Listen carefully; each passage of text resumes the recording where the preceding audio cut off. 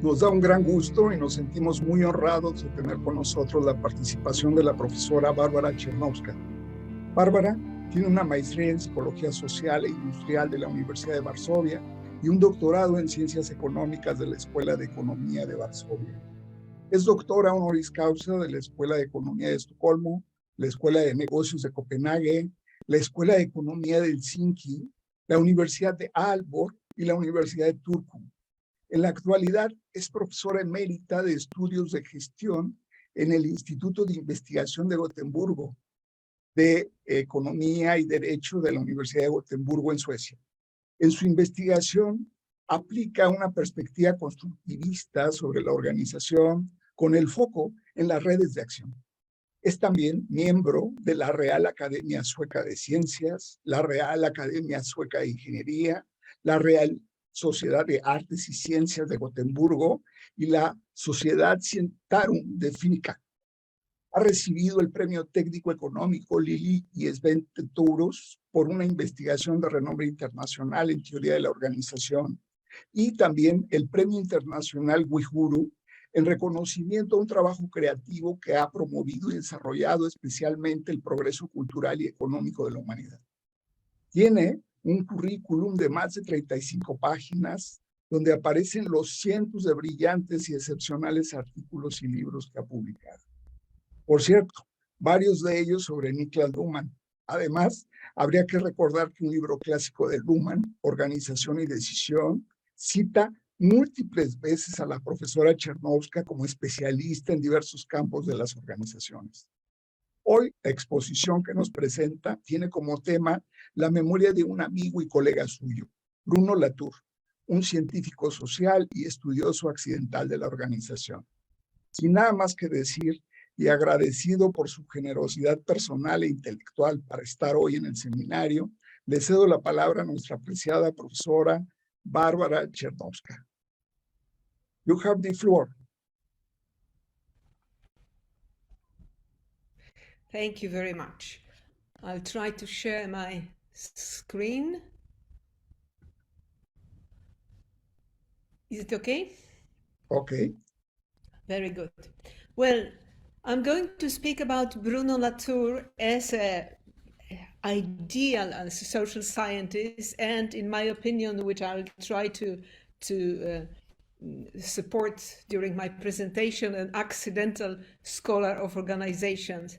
But this is only a small part of what Bruno is or was to all of us. He was also a fantastic philosopher and fantastic writer, and as you know, an environmental activist. But I'm sure that there are many other people, including my ex-doctoral students and my colleagues, who are going to present these aspects of his work. Now, I start, as one usually does, with history, as it were. My first, I think, meeting with the Latour's work was this famous article of Michel Calon and Bruno Latour in 1981, where they sort of introduced us to the actor network theory, as they called it in English. And they said things that at that time was kind of shocking, that, you know, that the difference between the micro actors and macro actors is not due to the nature. That's one of them are powerful and big, and others are small and insignificant, but it is a result of negotiations, including wars, as Clausewitz pointed out, which are more or less successful and that lead to associations. So the macro actors have many associate, as it were. And alas, they said, at least at that time, the very process of this negotiation and with creating the alliances, which are the basis of the construction of macro actors, is very poorly understood. And it's not so much our fault as researchers, but the fact that the macro actors are very good at wiping away and hiding any traces of their construction. And they usually have spokesperson who present them as indivisible and solid. Well, the best example nowadays is Putin.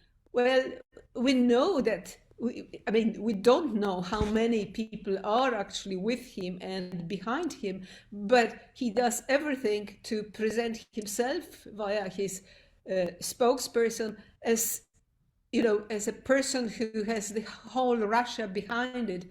Everybody is, he's not as a person, he is a macro actor, or at least he wants us to believe in that. But Latour also pointed out that social scientists also have a small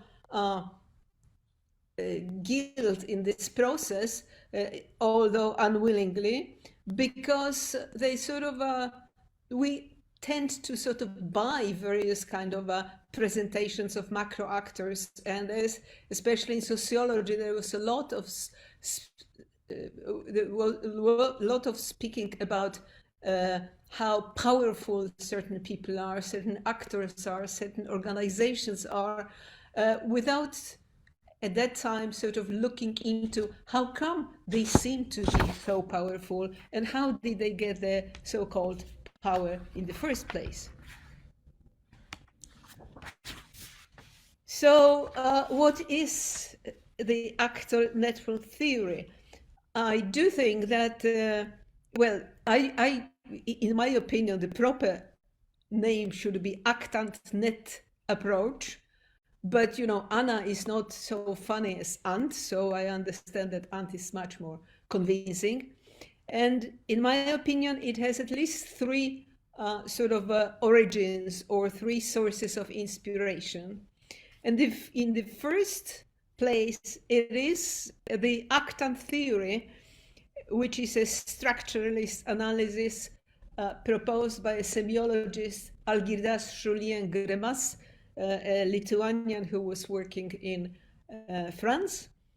And he introduced the idea of an actant that, according to him, is that which accomplishes or undergoes an act.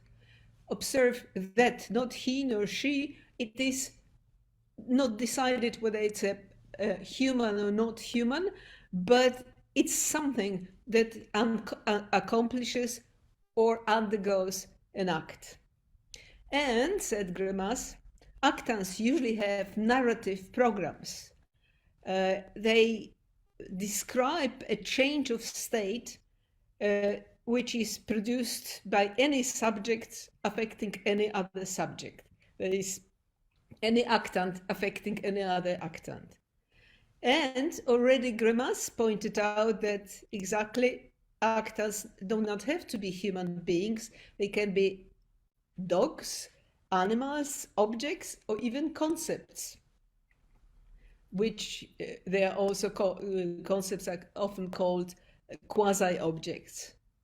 And in such a narrative, nobody can plan that everything, all acts will happen as they were planned. So during the narrative, the actants change roles. That is, some actants may acquire a character and become a true actor, or may just remain an object of some other actor's action.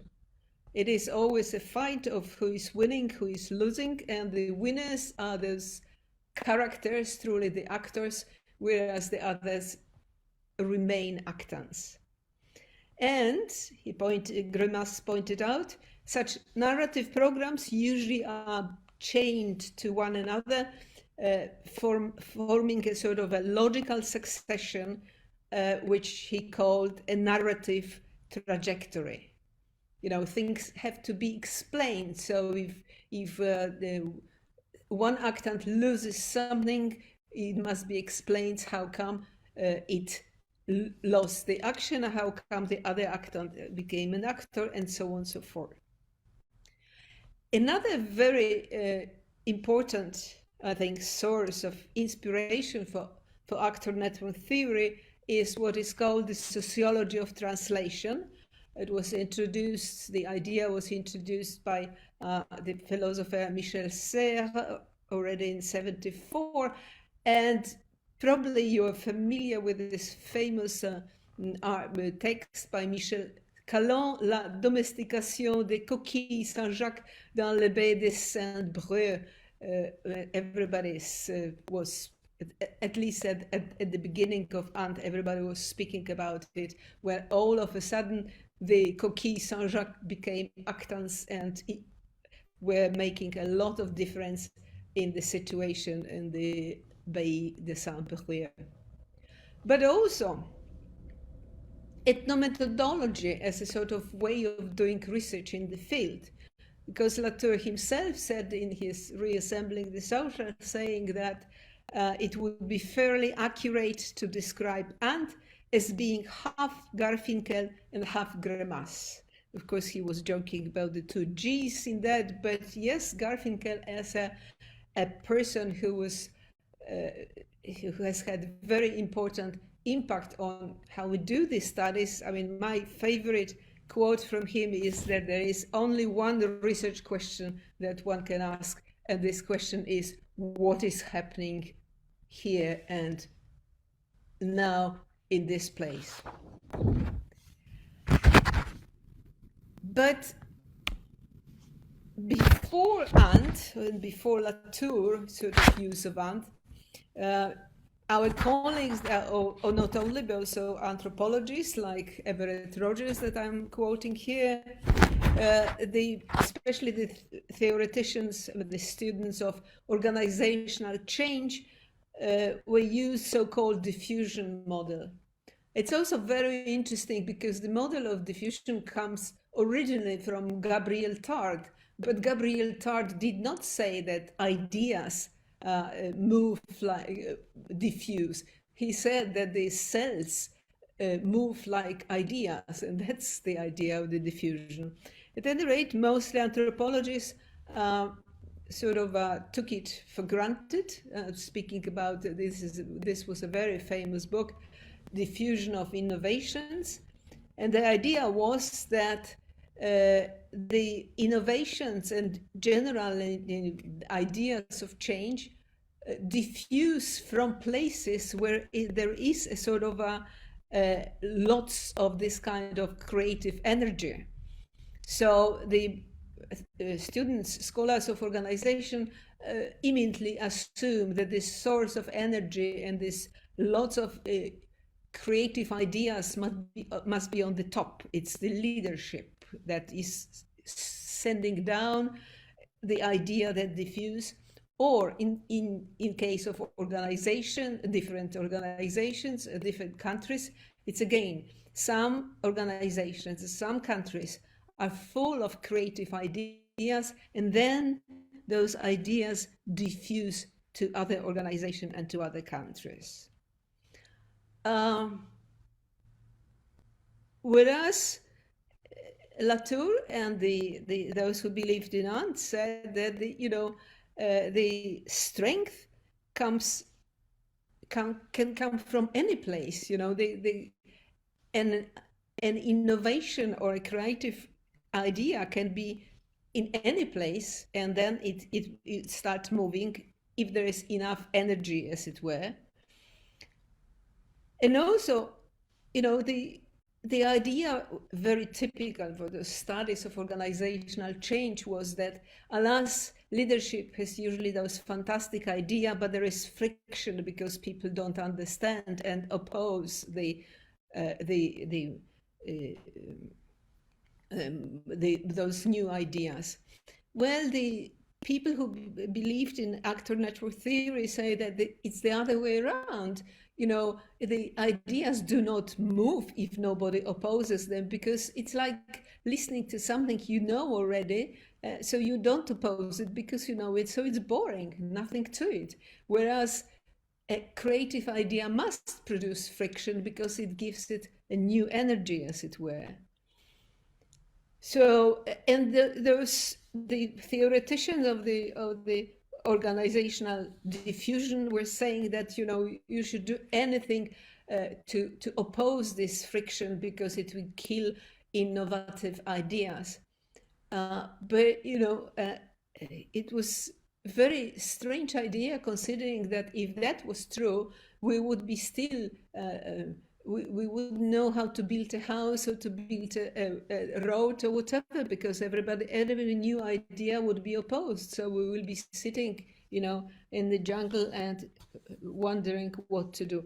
Okay, some people the environmentalists think that it would be a very good idea, but there are some positive things about civilization. So it was as well that the diffusion model proved out not to be correct. So this is what Latour and other people were proposing as an alternative model, and here is I'm reminding you of now an old book edited by Goya Sevon and me, Translating Organizational Change. By the way, the original title was supposed to be Travels of Ideas, but our publisher said that if we call it Travels of Ideas, it would be in library, it would be put on a shelf with travel guides. So maybe we should be calling it Translating Organizational Change. So this is how it's called.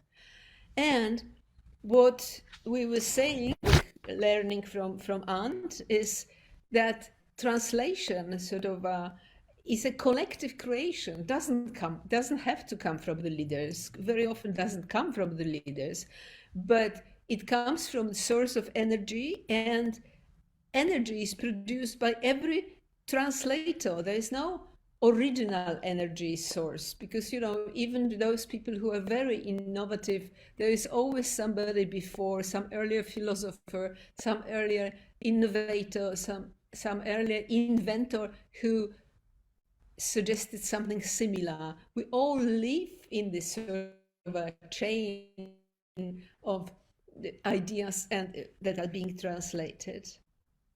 And interesting ideas, those that catch up, as it were, they do travel from one place to another, from other person to another. And again, friction is absolutely necessary for this movement to continue, because if there is no friction, no movement, everything stops. The idea becomes boring. Nobody opposes this. Nobody tries to develop it. It just, it's boring. And consequently, it's obvious and inevitable that the ideas change as they travel. And changing can, of course, make them worse, but it also can improve them and develop them further. And this process is very interesting and very important for us as organization scholars to study. So I think that this is something that really Ant and the translation, the sociology of translation, really got, translated into social sciences, and especially in organization studies. And again, it got changed in the translation, but it is being constantly translated and changed, and even opposed by those who don't like it, and therefore it continues to be developed. But Bruno has offered us great many other things, at least I believe so. So one thing that was very convincing to me in my studies was this idea of a symmetric ethnology. Well, in the beginning it was the idea of anthropology, but as you know, there are problem of the anthropos in the name. So I think that the symmetric ethnology is a better term. What does it mean? Well, what he said, that it is necessary when you start your study to use the same vocabulary to describe truth and lies, successes and failures, attempts and mistakes. That is, use a method that is free of judgment. It doesn't mean that scholars are not allowed to judge. Of course you can judge, but you can judge at the end of your study, when you have a sort of basis to create your judgment. Because if you know from the beginning, if you know how to judge what is happening, you don't need to do a study. You can become a political activist from the beginning, and why not? But if you study something, that means that you don't know something that you are trying to understand, and only afterwards you should judge. And also, when you're doing a study, it's interesting. Sort of, it gives a lot if you can be shadowing various actants, and many actants and different actants. That is, men and women, people and machines, and to put, especially compared to the sort of earlier sociology and the earlier organization theory, put more attention and more focus exactly on the machines and on things, on artifacts. He has also introduced quite interesting concepts, idea of sort of the gradation of existence, that certain things seem to be very solid and very central, and then they can vanish because they are ignored or because they are useless or whatever. And this idea of the agency. Well, actually, right now, my co-author Bernhard Jorges and I wrote a chapter in a book called Spatial Agency, Agencing, edited by our colleagues, and we are speaking there about the sort of competition between Musk and Bezos in the space, and saying that they are trying to sort of compete with one another by agencing their rockets. I mean, the rockets can do more and more, and those that can give them most agency is going to win. For the moment being, no, it's hard to say, because of the moment it seemed that Bezos was that Musk was winning, but the last rocket didn't work so well. So maybe it needs more agency in the future. But also, when Latour and other ant people were introducing this idea, it was still in the 80s, and what they were saying that we really should avoid the sort of a priori distinctions between the West and the East countries, between the modern and the underdeveloped countries, between, well, this is my joke, in the sort of knowledge companies and ignorance companies, between rationality and irrationality, identity and alterity. It's, again, you can introduce such a distinction if you can prove it at the end, but not at the beginning. The best example, sort of one of recent is this distinction between rationality and irrationality. Now, one fashionable concept is of the rational ignorance that seems to be completely strange, but in the times when there is too much of everything, too much of information, this Anthony Down's idea from before, saying that you cannot know everything. So don't try to pretend that you know everything, and don't try to learn everything. Decide what is important to learn, and decide to ignore what you think is not important to learn. Sorry. Another thing that I really liked in the writings of Bruno Latour is a kind of what he himself called new cartography. I mean, flatland. Again, it's Bruno Latour was very fond of belles lettres, of the true literature of fiction. So this is also taken from an old, very old text, English text, the Flatland. So what it meant in the sort of social studies is that what he was pointing out, that again, macro and micro are perspectives, not levels of reality.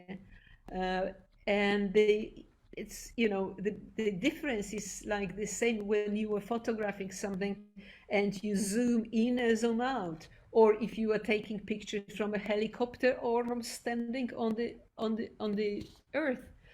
It's sort of quite common as among political scientists, but among organization scholars as well. It's sort of assumed that what government is doing is on a macro level, and what the, let's say, municipality doing is on a local level. But government, as far as we know, is also sitting in some micro place. I mean, like our government sits in Stockholm in a building on a street like the municipal government. So there's no difference in that sense. They are not difference in levels of reality, but it is the take we are as scholars were taking when describing it. And what is important, Latour was saying, is this sort of skill to put together, to connect macro pictures and micro pictures. Like, okay, they are sitting in Stockholm on in a specific building on a specific street, but they are making decisions that may influence all of us. So in that sense, yes, we can sometimes go on the zoom out and look for the consequences for the whole of Sweden, and sometimes we can zoom in and see how they move from one room to another because they are not agreed with what they are saying.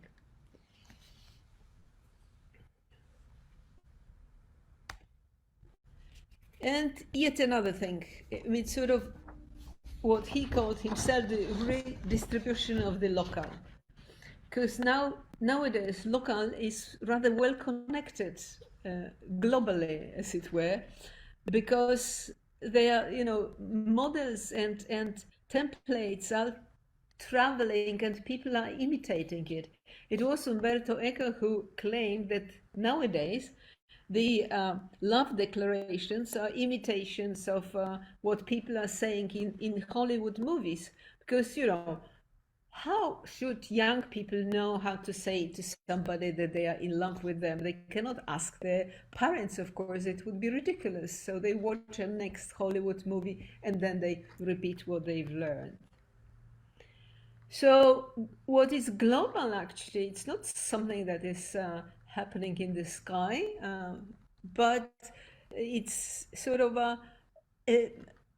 lots of multitude of local patterns which have been copied, which have traveled around, translated into new local versions, and the local version that become popular can become global themselves, and so on and so forth. And an important insight, at least for me, was that he was pointing out that the organizing in our times is, in a sense, always displaced.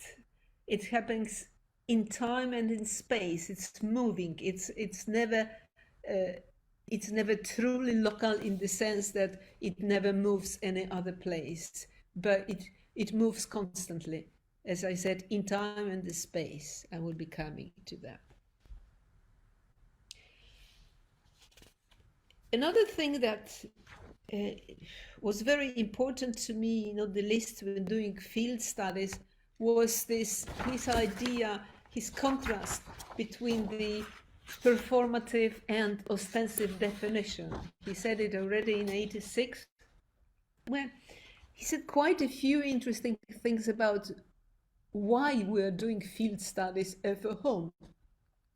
And he said, among other things, that, you know, we're not doing field studies for the people from the field because they know it even better than we are, even if they not always admit it. we do field studies of various phenomena and various organizations so that everybody else can learn something about it, which is quite important. And in that sense, we are sort of in debt to the people who study, and we should repay them, but we are repaying them by using exactly performative and not ostensive definitions. In the ostensive definitions, that is a definition that requires that you like show something and say this is the organization. So this is here to the left. It's assumed that an organization is a like separate entity, which properties like an object. That is, it can be large or small. It can be innovative or rigid, and so on and so forth. And the actors act in an organization, and this organization exists independently of them.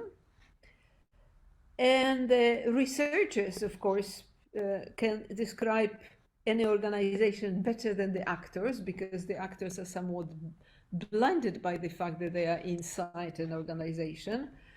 But still, there could be only one correct description of an organization. And the purpose of organization studies that we're doing is to explain the principles of organizing. There was an assumption that there are principles common to all organizations. And yeah, many people believe in that, in fact, still. But what is a performative definition? Where it assumes that an organization is basically a social representation which varies between contexts. So the same organization can be described by sort of in different contexts very differently. And in fact, it is the actors that construct an organization both by acting and by sense making, by interpreting their actions. And here is the famous, very old differentiation between the knowledge of and knowledge about, in the sense that only the actors organization actors have knowledge of an organization, whereas the researchers can build or have knowledge about an organization. And in spite of this claim that there may be only one correct description of organization, to the contrary, in performative definitions, it is whoever is defining must be aware that there are always multiple descriptions of the same organization, which then can be compared from the point of view of what is more pragmatic, what is more ethical, or more even aesthetical. You can choose between descriptions depending on the goal of describing it and of aspects that one considers the important. So the purpose of organization studies is not finding principles, but to explore practice of organizing in its variety and its multiplicity. So just because these are sort of very abstract concepts still, so what I think I will do next is to suggest to you or give you an example of one field study made by Latour, which I think is very interesting and very sort of instructive to understand his way of doing the studies and interpreting them. It is a study of the Amazon forests done by natural scientists, and Latour was traveling with them to the place of the study to do the field study, but he was studying the forest in the Amazon. There are at least two versions of this. The study has been described in two different texts, but observe the difference in title. The first one is a trick very typical for fiction, because it aims at intriguing the reader. What? A pedophile? A Boa Vista? What can that mean? In the other one, it's sort of a typical for social sciences, in that sort of it summarizes the theory and the plot of the study itself. As I said, he was a very good writer and very good at using various literary tricks. So I'm sorry if I repeat something that you know very well, but just I do it to sort of point out the most important and interesting aspects of it. So they all went to the Amazon forest, and the reason was that it was noticed that the Boa Vista forest was moving in relation to the savanna, which can be defined as a disequilibrium that needed to be sort of diagnosed. So one botanist, two pedologists, and one geographer, and Latour, go to the field. And the hope is for the sort of to define or diagnose the next equilibrium. This is how any plot in the story works, from the disequilibrium via action to a new equilibrium, that there will be a scientific answer to the question, what is moving, or what is advancing, if the forest is advancing or is it going back. So Latour described in details everything that the natural scientists did. So first of all, they come to the place, and they still at home, so to say, and try to find a place on the map where their theories or their hypotheses would be best tested. After having found this place, they ride a jeep to a place that has been actually charted by the botanist, because they believe her. And the botanist on the place collects specimen of plants according to this classification system that she already knows. If all specimens, all samples are tagged, so everybody knows what it is when they come home with that. In the meantime, the pedologists collect the samples of soil with the help of the instrument. This is what is called pedophile, and the samples, like the plants, they're all tagged. They have their names.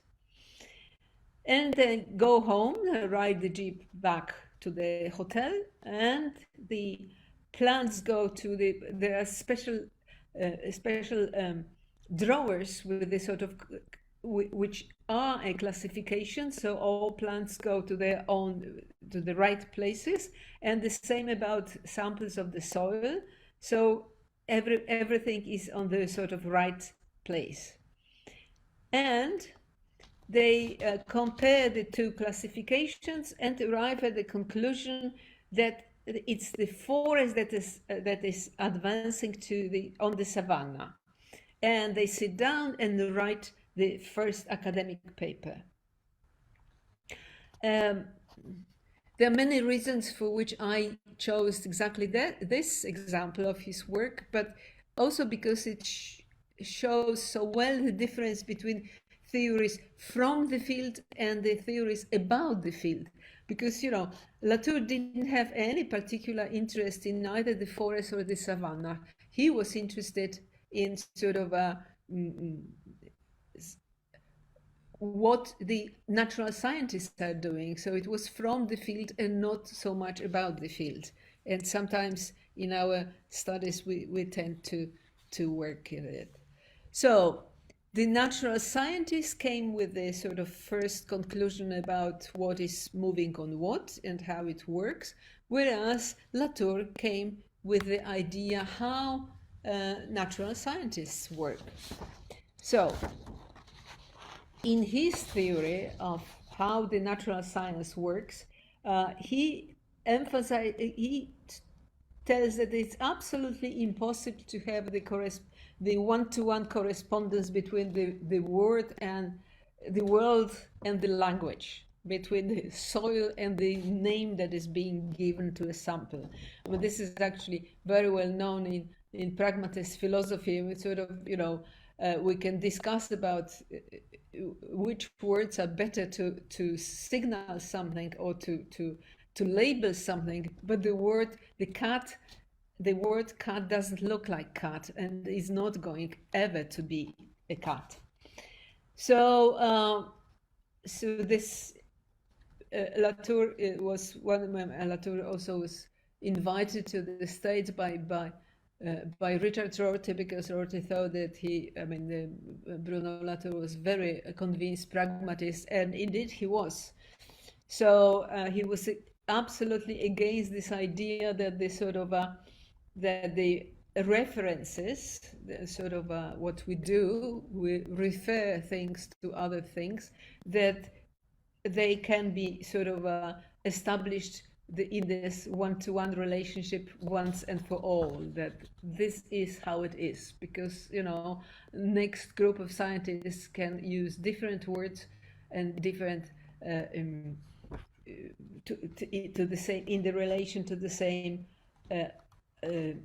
object. So instead, he proposed something that he called the circulating references.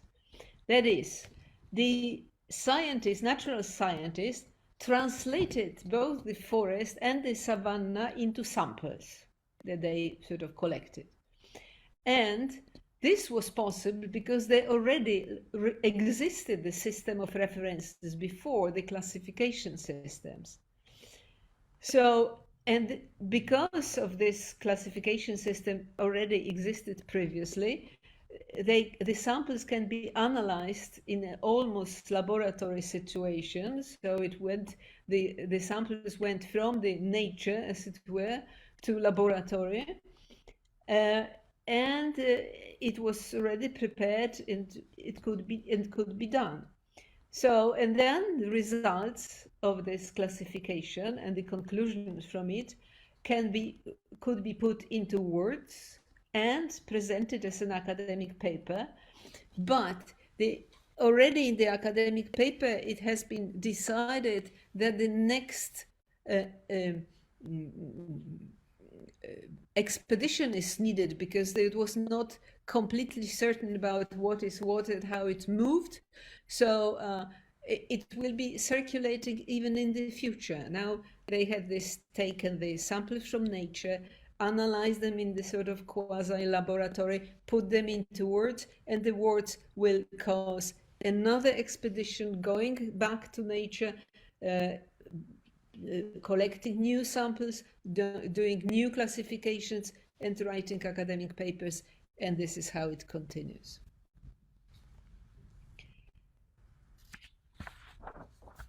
What I also think is that, I found in Bruno Latour's text some definitions that I found extremely useful, and these are some examples of that.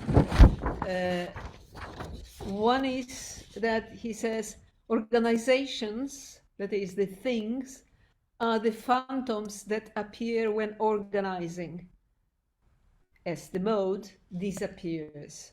So for him, like for me, I've learned it from him, the organizing is a mode of being, as it were, a mode of acting, and organization is something that can be an effect of it, or the reason for it. But it's sort of if nobody organizes anything, organization will not exist.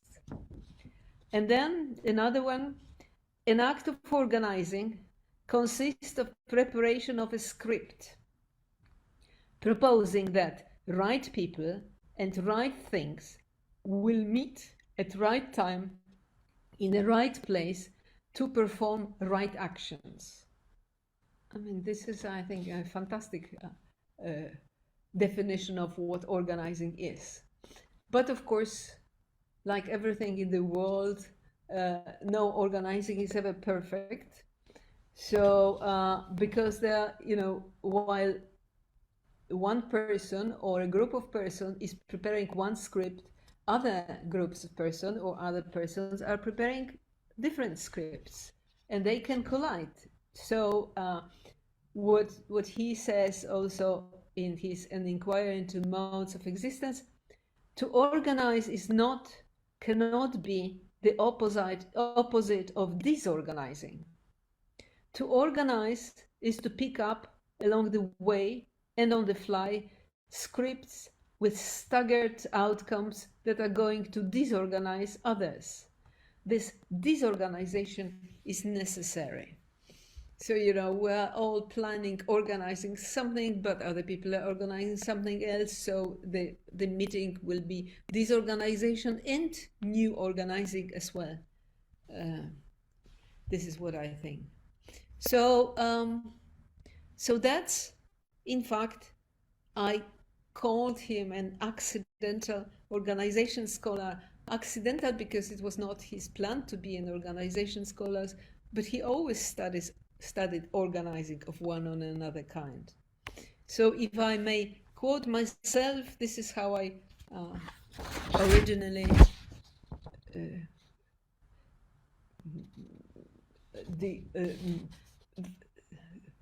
explained why I see him as I saw him.